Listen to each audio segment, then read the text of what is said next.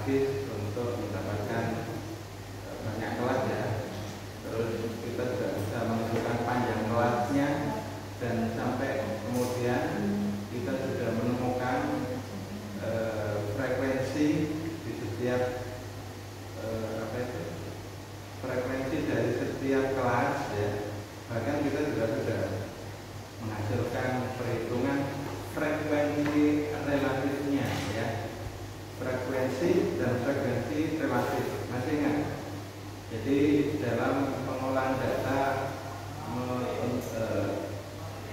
dengan bentuk tabel distribusi frekuensi, memang yang paling utama adalah menghasilkan data frekuensi dari setiap kelas itu, terus kemudian data frekuensi relatifnya. Nah, saya perlu jelaskan kembali bahwasanya statistika itu pada dasarnya dikelompokkan menjadi dua, yaitu statistik deskriptif yang pertama, dan yang kedua adalah statistik inferensi. Dua-duanya nanti kita akan baca. Nah, begini, untuk yang pertama ini, sejak kemarin kita sudah menggunakan statistika bagian deskripsi. Nah, sebetulnya itu masuk kategori, itu juga masuk bagian dari analisis. Jadi misalnya kita menggunakan analisis deskriptif atau analisis inferensi.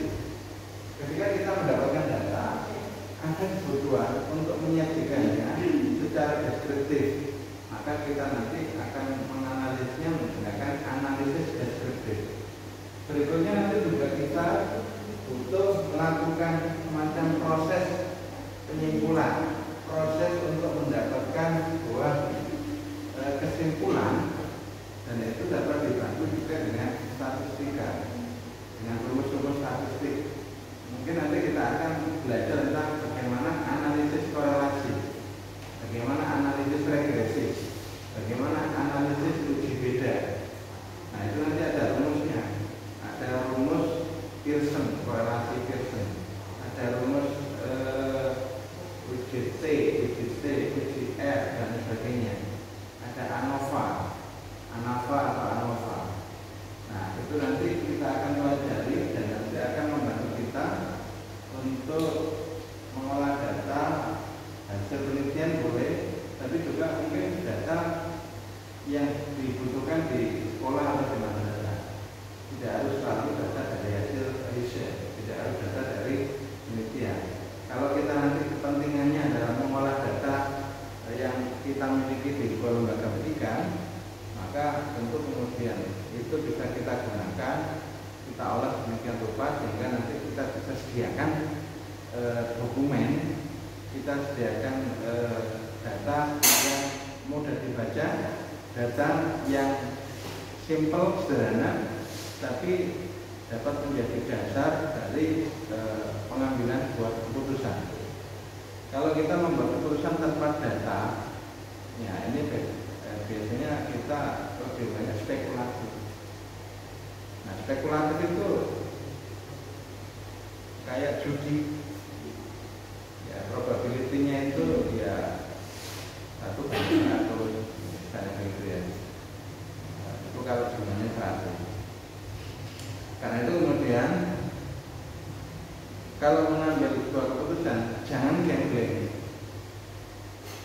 Kamu kepala sekolah, kalau mengambil keputusan tanpa data, itu gambling. Itu spekulasi. Karena itu kemudian harus based on data, based on data. Jadi mengambil keputusan itu harusnya based on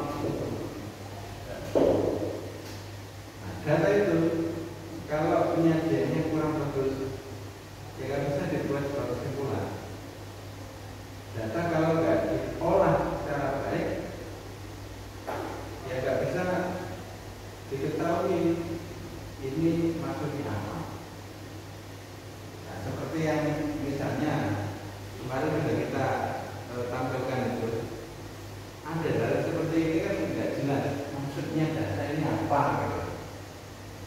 sudah diolah dengan rupa itu hasilnya kita bisa paham, oh datanya seperti ini. Nah sekarang kita lebih level lagi membuat kesimpulan dari pengolahan data secara deskriptif ya. Jadi pengolahan data secara deskriptif ini kita akan simpulkan variabel yang kita ukur ini, variabel yang kita ukur ini ya, variabel yang sudah punya datanya ini masuk kriteria yang mana? Nah, kriteria itu bisa kita buat. Kriteria itu tergantung kebutuhan yang kita punya. Misalnya gini ya, kita misalnya punya variabel, punya data tentang sesuatu yang sudah kita ukur. Misalnya perilaku agresif peserta didik. Kami itu penasaran, sebetulnya siswa kami itu perilakunya agresif atau enggak? Tapi ada yang bilang agresif Pak, siswa saya itu rata-rata agresif. Bener nggak? Jangan asumsi. Nah kalau asumsi nggak bisa jadi keputusan, nggak bisa jadi data pengambilan keputusan.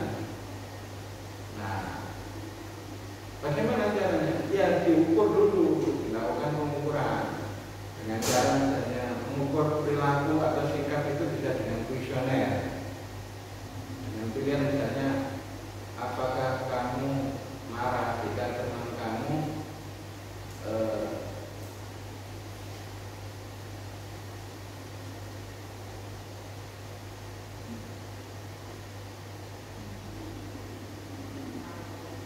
mengata-ngatain kamu, misalnya gitu ya, selalu jarang, kadang-kadang tidak pernah.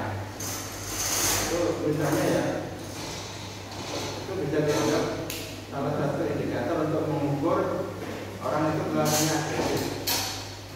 Apakah misalnya ditanyakan lagi, ada misalnya 10 pertanyaan, kamu bisa membayangkan kuesioner kan? Kamu bisa membayangkan kuesioner nggak? Angkat kuesioner, kamu pernah ngisi kuesioner? Nah itu misalnya ada kuesioner tentang bullying. Itu berapa tinggi perilaku bullying itu terjadi di sekolah? Nah itu bisa diukur dengan kuesioner. Ya, pertanyaannya, apakah kamu pernah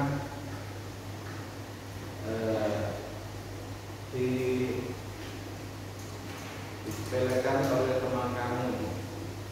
Bullying itu seperti apa sih bullying? Ya, bullying itu maksudnya apa? Merundung itu maksudnya apa? Contoh-contohnya apa? Contoh perilaku perundungan itu contohnya apa?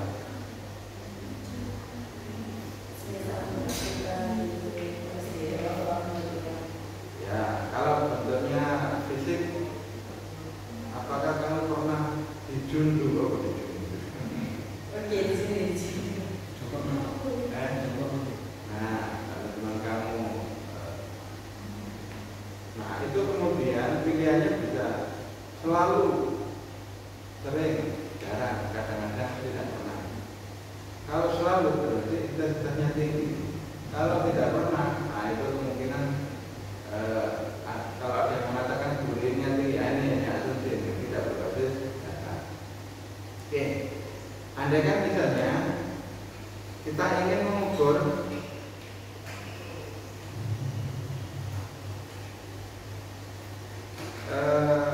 perilaku bullying yang ada di sekolah kita. Nah, kemudian sudah mendapatkan data kayak gini. Ini misalnya yang jawab 4. Ini dari kriteria misalnya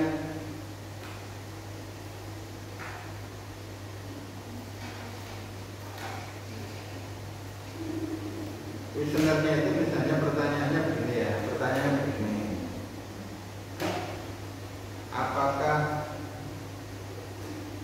kamu mendapatkan serangan fisik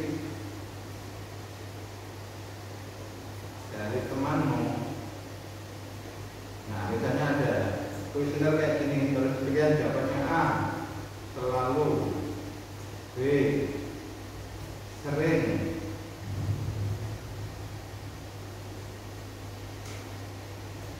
B. Jarang. B. Kadang-kadang. C. Tidak pernah. Nah, pertanyaannya jumlahnya misalnya ada berapa nih? 15.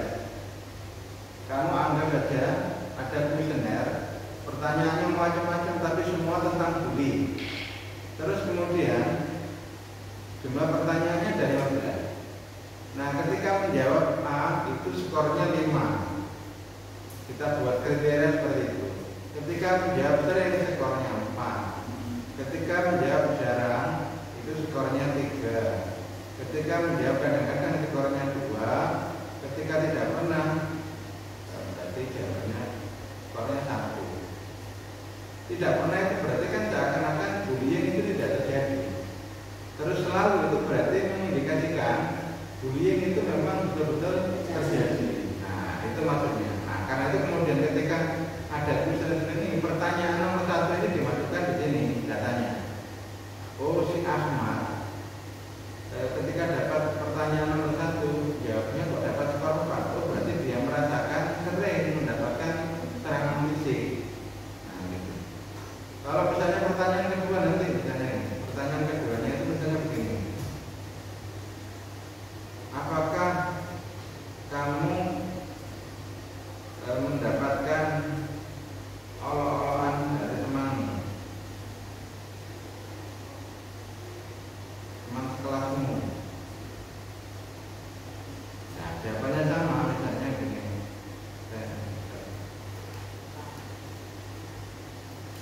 Pilihan jawabannya seperti ini. Nah, dia kok juga jawab 4. Oh, berarti dia juga merasakan lagi sering dia itu juga sering mendapatkan olok-olokan. Kalau 5, wah ini berarti dia selalu dapat olok-olokan. Nah, begitu. Paham ya? Iya. Nah, ini baru contoh ada 2 pertanyaan. Pertanyaan nomor 1, pertanyaan nomor 2. Nah, begitu. Untuk nomor 2 ini misalnya Bobby. Ini tadi kan Ahmad ya. Jawab soal nomor 1, 2, 3, 4, 5 sampai 15. Terus Bobby jawab nomor 1 itu 2.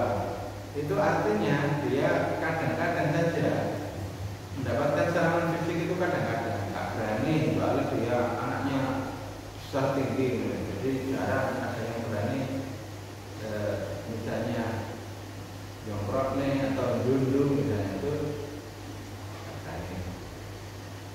Terus pertanyaan nomor 2 kok dia dapat skor 4. Nah, karena dia selalu dia jawabnya sering gitu.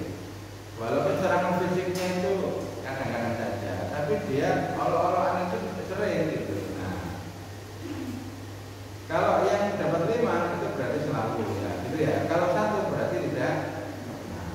Nah, kalau kemudian ini merupakan data bullying di sekolah kamu dan kamu sebagai kepala sekolah, data seperti ini mau diolah seperti apa sih data ini? Kira-kira kalau kemudian ditanyakan bagaimana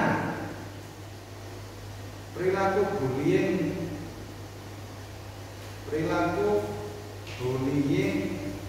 dan saya perundungan ya di SMA Ainul Yakin, gitu ya. Kok seandainya kamu kebetulan saya tunjuk sebagai kepala sekolah. Nah, SMA Ainul Yakin ini saya mendirikan SMA Ainul Yakin. Kamu tak tunjuk sebagai kepala sekolah secara demokratis terpilih jadi kepala sekolah. Nah, terus kamu misalnya saya tanya, saya ketua yayasan, Bu Kasek, Bu kepala madrasah, saya dengar bullying di sini kok tinggi ya. Ini masyarakat jadi was-was dulu. Was-was gimana Pak? Ya was-was kalau mau menyekolahkan anaknya ke sini, jangan-jangan anak-anak mereka itu nanti jadi korban perundungan di sini.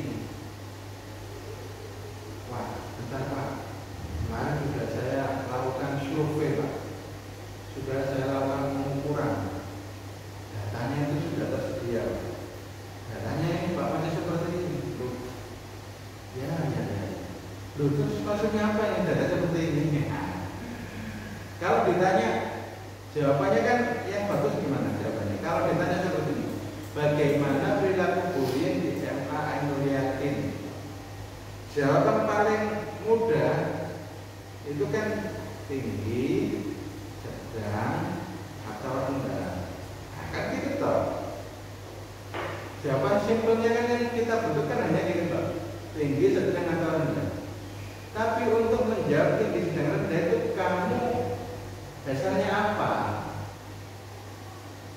Maka lakukan analisis deskriptif. Caranya bagaimana nih? Caranya buat kriterianya dulu. Nah, kriterianya itu bisa 3 kriteria, tinggi, sedang, atau rendah. Atau mau kriteria yang seperti ini, sangat tinggi, tinggi, sedang, rendah, sangat rendah. Nah, itu tergantung kamu pilihannya apakah 3 kriteria saja atau 5 kriteria. Boleh nanti itu kriterianya tidak harus tinggi, sedang, rendah, tapi bisa diganti. Misalnya apa ya? Kalau variabel yang pola asuh misalnya sehat, kurang sehat, tidak sehat, bisa aja begini. Tergantung variabelnya apa. Kalau konsep diri tinggi, sedang, rendah boleh. Keimanan tinggi, sedang, rendah. Kedisiplinan tinggi, sedang, rendah. Kecurangan akademik tinggi, sedang, rendah. Bullying atau perundungan tinggi, sedang, rendah. Nah, sekarang kalau misalnya sudah ada data seperti yang tadi ditampilkan seperti ini, kira-kira data seperti ini untuk kemudian dikatakan tinggi, sedang, rendah itu gimana caranya? Maka kita perlu membuat tentuan kriterianya. Kriteria tinggi itu bagaimana? Kriteria sedang itu bagaimana? Kriteria rendah itu bagaimana? Maka kita sekarang perlu mengetahui berapa jumlah indikator. Nah, gitu. Hitung jumlah pertanyaan. Yang berikutnya hitung jumlah skalanya, kalikan bagi sesuai kriteria. Nah, ini caranya. Nah, sekarang kalau diperhatikan begini.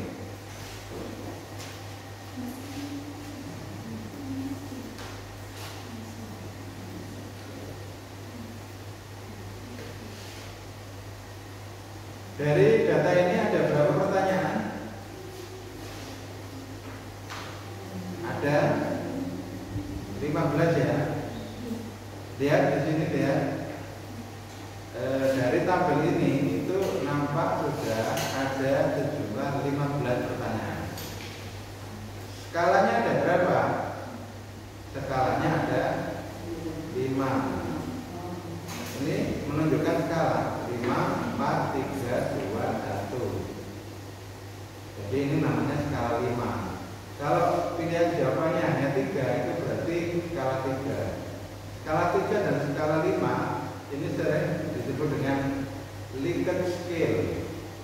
Likert scale itu ya yang dianggap menemukan skala ini gitu. Likert scale, skala Likert. Jadi hanya membuat gini aja itu sudah bisa diklaim oleh ilmuwan tertentu saja. Ini kita akhirnya harus menyebut ini skala Likert. Likert itu nama orang yang dianggap menemukan skala seperti ini. Skala Likert. Berikutnya apa? Berikutnya, nah ini kita ketahui Likert scale-nya adalah 5. Jumlah pertanyaannya tadi 15. Ini 5. Terus ini berapa tadi? 15. Nah, sekarang pertanyaannya, berapa skor terendah yang dapat diperoleh setiap orang? Berapa skor tertinggi?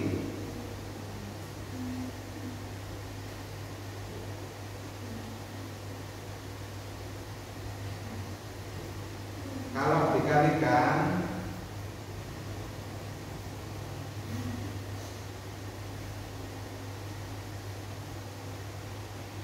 coba saya perhatikan setiap orang ini kan ini Ahmad, ini Bobby, ini Charlie, ini siapa lagi gitu. Misalnya ini Ahmad, ketika memilih, ketika menjawab semua pertanyaan, 15 pertanyaan ini, paling rendah dia dapat berapa? Ada yang lain yang bisa jawab?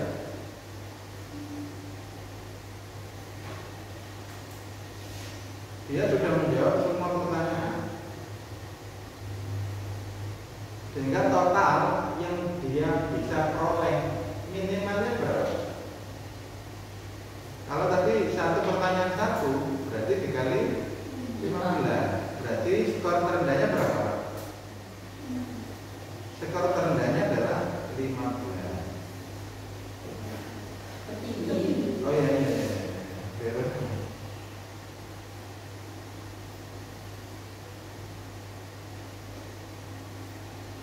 Nah, skor tertinggi yang bisa diperoleh si Ahmad tadi berapa?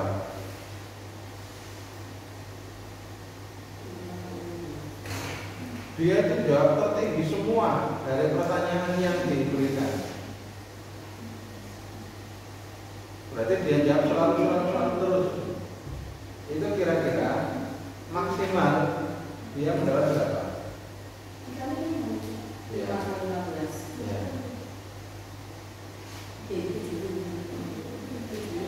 5 kali 15 berarti 75. Oke. Berarti setiap orang itu berarti dikali 15. Ya. Karena jumlah pertanyaan tadi kan. Jadi pasti setiap orang itu kalau dia jawab paling rendah itu minimal dia itu dapat 15. Tapi kalau dia menjawabnya itu tinggi semua, paling tinggi semua, maksimalnya itu berarti 75. Itu artinya apa? Skor bullying, ini anggapannya skor bullying itu rentangnya antara 15 sampai 75. Nah, berarti sekarang kalau kita bagi menjadi 3 kriteria. Kriteria tadi yang pertama apa? Tinggi ya? Tinggi. Terus? Rendah.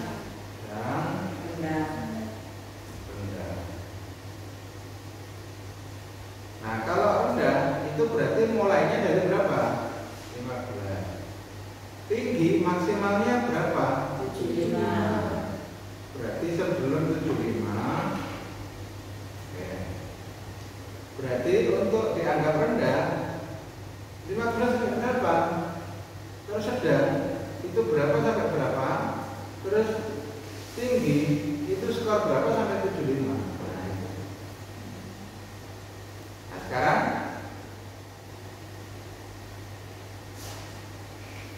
rentang antara 15 sampai 75 kalau dibagi 3 kelas, panjang kelasnya berapa? 25.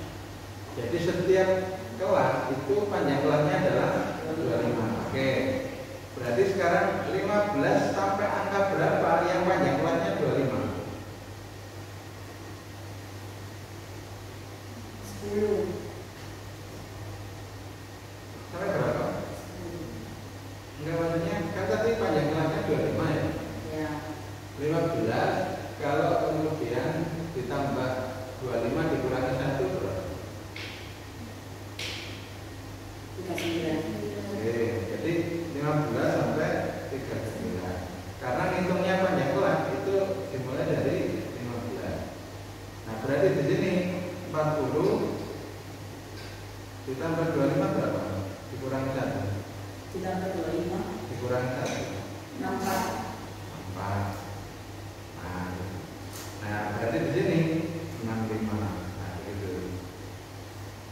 kalau ada kalau sudah ditentukan kriterianya seperti ini untuk bullying. Jadi bullying itu dikatakan tinggi itu jika berada di antara 65 sampai 75. Bullying dianggap sedang itu ketika skornya berada di antara 40 sampai 64. Bullying dikatakan rendah itu jika skornya di antara 15 sampai 39. Nah, ini sebetulnya bisa digunakan untuk memberi label kepada setiap dari peserta didik kita. Misalkan ya,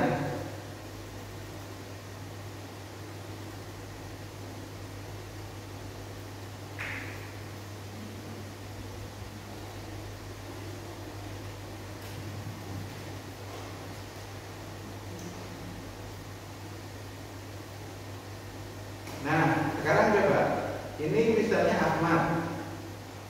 Ahmad itu skor total dari perilaku bullyingnya 51. Berarti perilaku bullyingnya Ahmad itu tinggi, sedang atau rendah?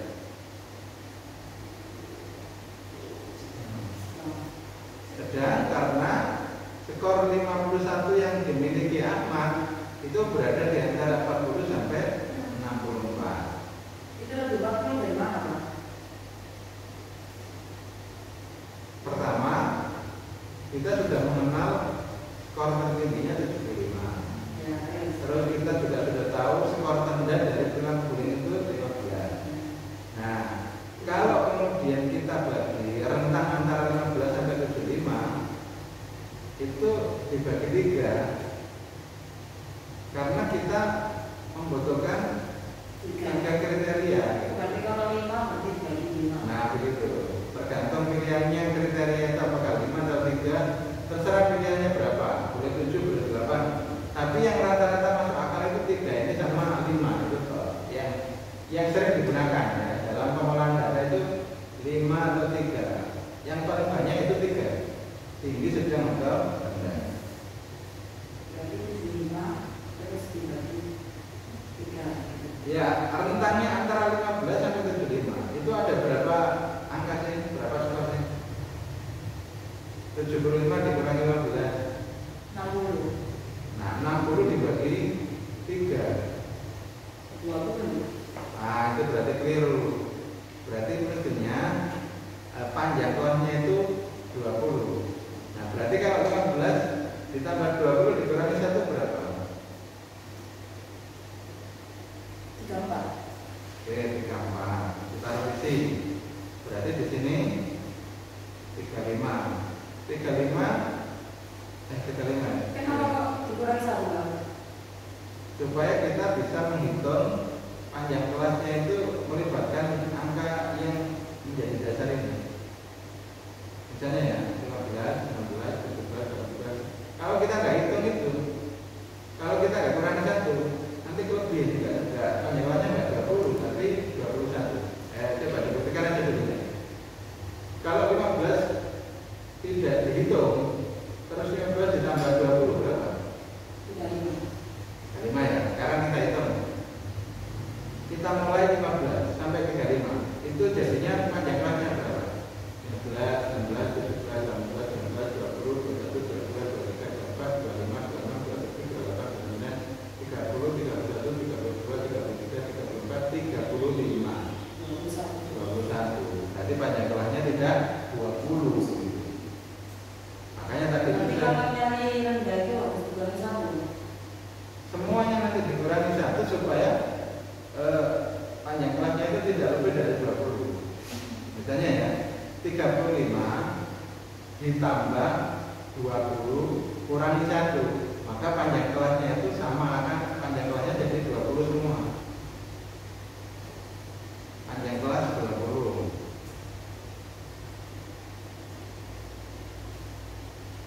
Jadi semua panjang kelasnya membuat skala itu panjang kelasnya harus sama berdasarkan ya kaidah pembuatan statistik kita harus pastikan bahwa panjang kelas di rendah itu sama, panjang kelas di sedang itu sama, panjang kelas di tinggi itu sama. Masing-masing 20 gitu. Harus kita pastikan itu. Nah, boleh kemudian, rendah kok paling panjang, sedang kok sedikit sekali rentangnya. Jadi supaya imbang, maka panjang kelasnya itu harus dipastikan sama. Berarti dihitung dulu Pak ya. Yang tertinggi, terus dikurangi rendah, terus dibagi. Ya, dibagi 3 kriteria itu. Baru bisa. Baru bisa menentukan panjang kelasnya. Nah, untuk kemudian tahu panjang kelasnya itu mulai angka berapa sampai berapa, ya pertama dari skor terendah. Nah, 15. Terus panjang kelasnya tadi 20, ya tambahkan 20 tapi kurangi 1 supaya tetap bisa menghitung angka dasarnya tadi itu. Oh, berarti nilai terendah terus ditambah panjang kelasnya terus dikurangi 1. Iya, gitu. Nanti mau di sini juga demikian. Setelah 34 itu kan kita akan mulainya dari 35 ya untuk sedangnya. Nah, ketika mulai 35 ya tambahkan panjang kelas 20 kurangi 1. Jadinya berapa? 54. Berapa? 54. Berikutnya di sini mulai 55. 55 sampai berapa panjang kelasnya 20? Benar 74. Berarti tidak bisa persis membagi panjang kelasnya itu 20. Kalau begitu harusnya pakai koma. Berarti tadi itu panjang kelasnya tidak persis 20. Sekarang 75 tadi itu dikurangi 15 tadi berapa ya? 60 ya? Kalau dibagi 3 benar ya 20 ya? Iya. Mungkin kalau dikurangi 1 mungkin Pak. Kalau nggak dikurangi 1 coba. Sekarang ini berapa ini? 35 ya? Iya. Terus di sini 36 ya? Ini berarti berapa? 55. Kalau di sini 56 75. benar ini cuma 75 ya? Ini Tadi kalau dikurangi 1 Pak. Iya. berarti panjang kelasnya tidak 20 ya? Panjang kelasnya berarti 21. Cuma rentangnya tadi itu berarti ada angka 20 gitu ya? Kok bisa 21 Pak? Kan 75 dikurangi 16 dari 20. Panjang kelas itu mesti mengikut sertakan angka yang paling dasar, itu diikutkan. Cuma pembagiannya tadi tetap nggak apa-apa 20-an. Cuma kalau misalnya kita menghitung panjang kelas, itu mesti menghitung mulai dari angka dasarnya. Jadi semua harus tambah 1 ya? Ya berarti panjang kelasnya itu 21, semuanya 21. Cuma pembagian skor 60 tadi itu berarti 20-an. Oke, kita sudah punya data yang kita sudah dianggap relatif benar ya. Ini sudah kita anggap benar. Ini berarti kita sudah punya kriteria bullying. Nah, penerapan kriteria ini bisa untuk setiap individu, tapi juga untuk seluruh kelas. Paham maksud saya? Bagaimana kalau kita mencari apa ini? Mencari skor bullying untuk satu kelas. Bagaimana caranya? Ditambah. Apanya yang ditambah? Semua kelas dulu. Nah, ini kan ibaratnya di ibaratnya ini kan satu kelas ya, ibaratnya atau satu sekolahan ya. Misalnya di satu sekolah itu ada anak jumlahnya 129. Gimana cara kita mengatakan perilaku bullying di sekolah ini itu tinggi, sedang atau rendah? Gimana ya?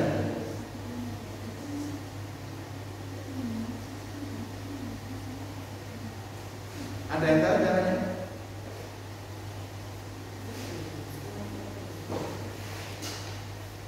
Caranya yaitu dengan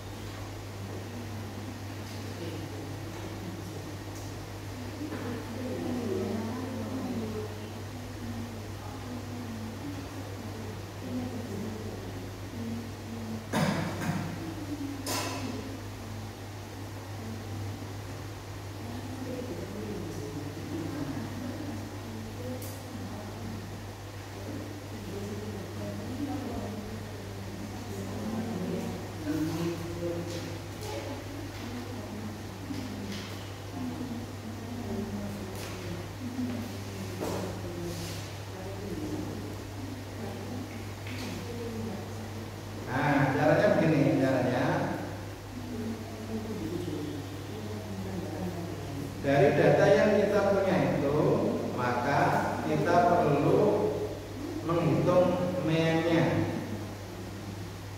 Rumus mean bagaimana? Ada yang tahu rumus mean? Sigma ibaratnya datanya itu X ya, sigma X dibagi berapa? Sigma X dibagi M. Nulisnya sigma X itu gini. Jadi kalau kita mau menghitung mean, maka rumusnya itu adalah ini sigma ya, X per M. Sigma X itu maksudnya apa? Penjumlahan dari semua data.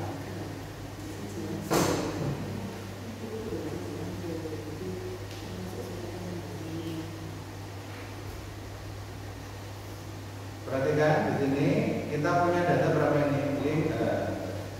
Ahmad itu skornya 51, terus Bobby skornya 44. Maka kalau ini dijumlahkan itu berarti kita sudah mendapatkan sigma X. Kita masukkan di Excel aja biar mudah dihitung. Nah, ketika sudah seperti ini, maka kita kemudian bisa menghasilkan sigma X. Sigmanya berapa? Sigma X-nya adalah 6.810. Nah, sekarang dibagi N. N-nya berapa? Tadi itu N-nya 129. Oke, nah sekarang coba kita masukkan di sini. N-nya 129. Nah, sekarang hasilnya berapa? Sigma X dibagi N sama dengan 6.800 dibagi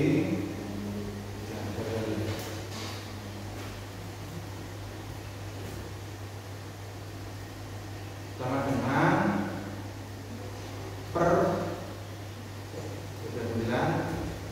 Jadi skornya adalah 52. Ini adalah rata atau mean.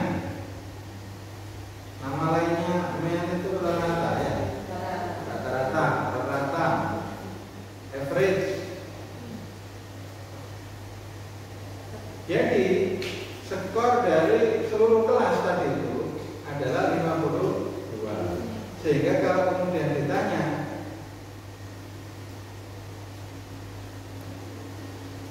perilaku bullying di sekolah ini tuh bagaimana? Tinggi, sedang atau rendah?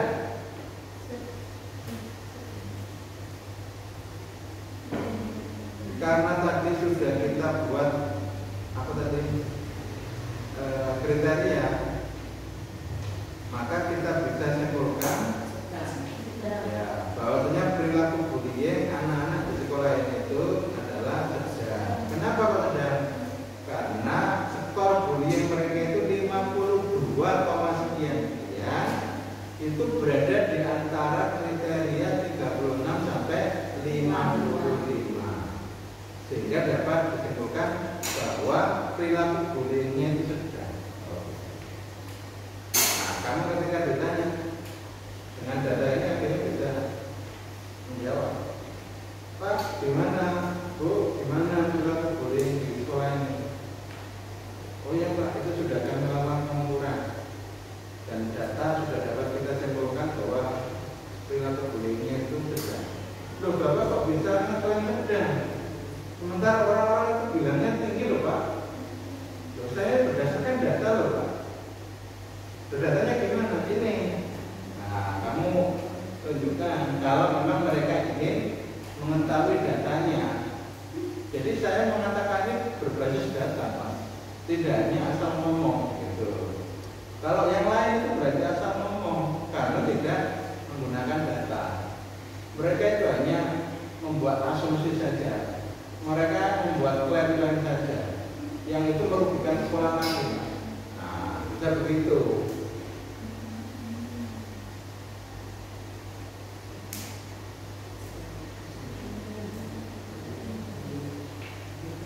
Paham ya?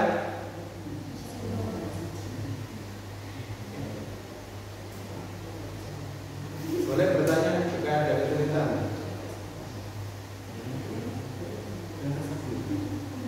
Gak ada yang sulit memahami materi ini. Itu aja Pak. Kalau jangan ganti soal lagi nanti ada yang jawab itu. Pokoknya itu ya. Oke. Kan biar paham dulu Pak. Kan kita di jenengan kalau jenengan. Boleh. Cek paham Pak. Tapi data yang kita pakai ini. Coba ini aja ini.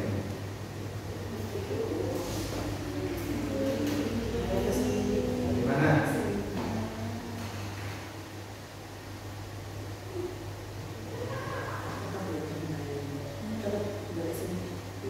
Pertama menentukan kriterianya gimana ini? Berapa? Coba itu. Skor terendah dan skor tertingginya berapa?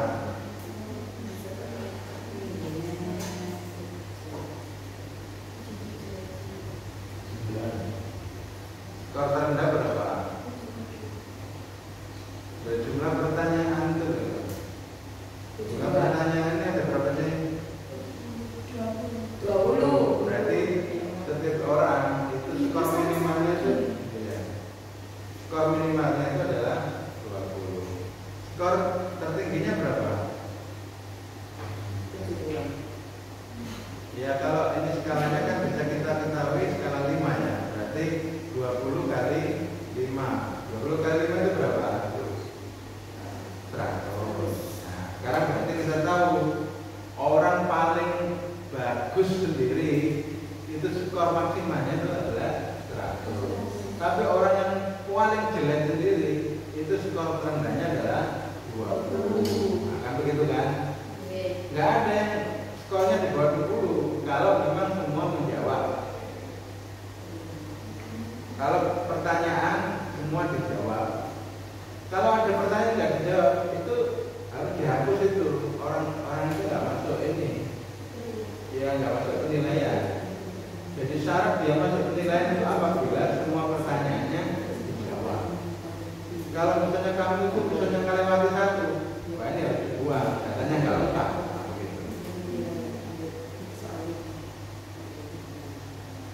Ini bener nggak 20 ini? Jangan-jangan ini ada yang di delete. Misalnya 1, 2, 3, 4, 5, 6, 7, 8, 9, 10, 11, 12, 13, 14, 15, 16, 17. Nah ternyata hanya 18.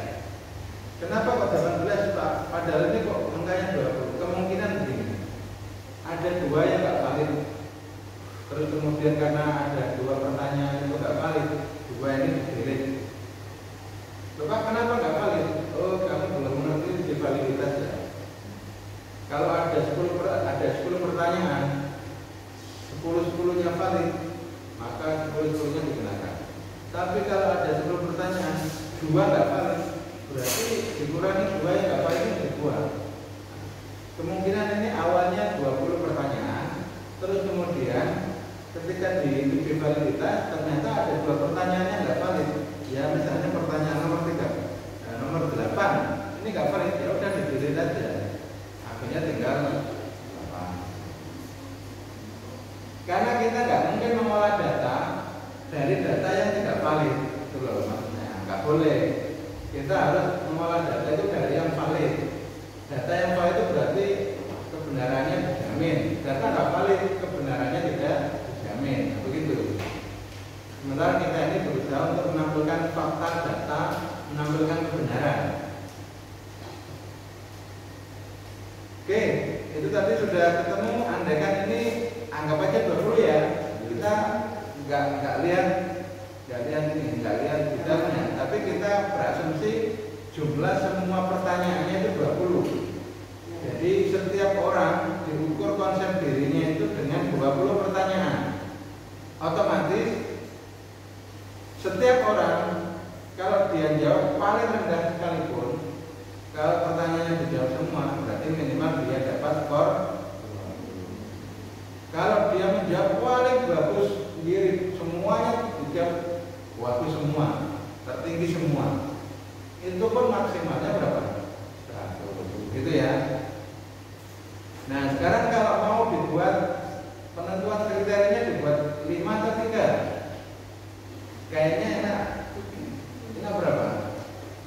3 aja ya, tinggi sedang rendah. Berarti kan angka mulai 20 sampai 100 itu dibagi 3. Dapat berapaan? Nah 20 sampai berapa? Terus nanti setelah itu berapa sampai berapa? Terus terakhir berapa sampai 100. Begitu ya. Terus selanjutnya kriteria itu sudah bisa diterapkan ke setiap orang. Waduh, anak ini konsep dirinya kok rendah banget. Wah ini bagus ini anak ini konsep dirinya tinggi. Tapi kita butuh data itu disimpulkan untuk satu kelas atau satu sekolah. Maka caranya kita hitung meannya, kita hitung ratanya. Berapa jumlah X? Jumlah X-nya ini ya dari skor total ini. Skor total ini dijumlah, nah itu namanya sigma X. Terus sigma X itu kemudian dibagi dengan N. N itu apa? Jumlah respondennya, jumlah anak yang diukur tadi. Oh 230. Nah begitu. Akhirnya ketemu mean atau ketemu ratanya. Ketika sudah ketemu ratanya, maka kita konsultasikan ke kriteria yang sudah kita buat. Oh ternyata dia masuk kategori tinggi karena skornya di antara sekian sampai 100. Begitu.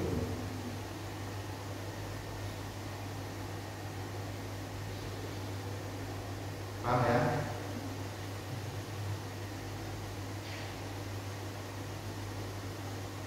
Kayaknya mudah ini. Minggu-minggu berikutnya yang agak menantang. Ini masih pemanasan ya, masih pemanasan. Tapi jangan lupa dipraktekkan, Yang sudah ada datanya kemarin itu coba-coba aja kamu gunakan. Kalau tugasnya nanti mungkin berbeda. Oke,